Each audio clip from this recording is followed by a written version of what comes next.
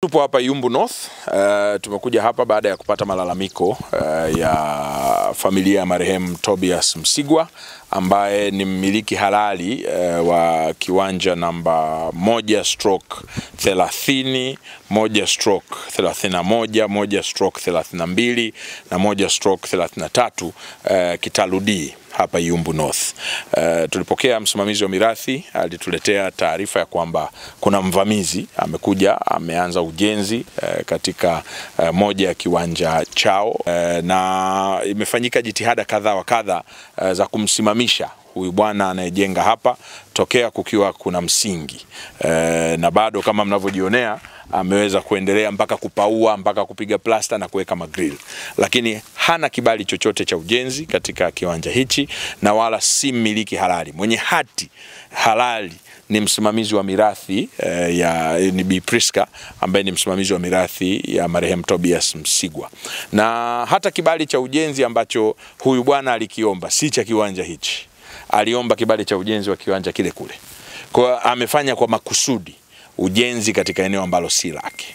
Sasa mimi nimtake mkurugenzi wa jiji la Dodoma kuweza kuchukua hatua za haraka za kuja kuvunja nyumba hii na kumkabidhi msimamizi wa mirathi ya marehemu Tobias Msigwa kiwanja chake ambacho ndio mmiliki halali. Nitoe rai kwa watu kuacha kuvamia maeneo ya watu ambayo yana umiliki halali na nyaraka halali katika jiji letu la Dodoma. Kumekuwa kuna tabia hiyo ya watu kuingia kwenye maeneo na kuanza ujenzi bila ya kuwa na kibali, bila ya kuwa na nyaraka yoyote ya umiliki. Sasa hili ni eneo halali la mama huyu ambaye ndio msimamizi wa mirathi, na mimi leo nimekuja kumkabidhi kiwanja chake.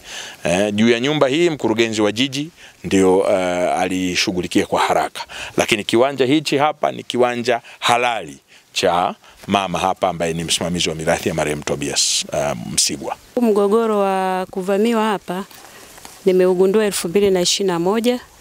2022 akaonekana ni mtu aliyevamia hapa ni George.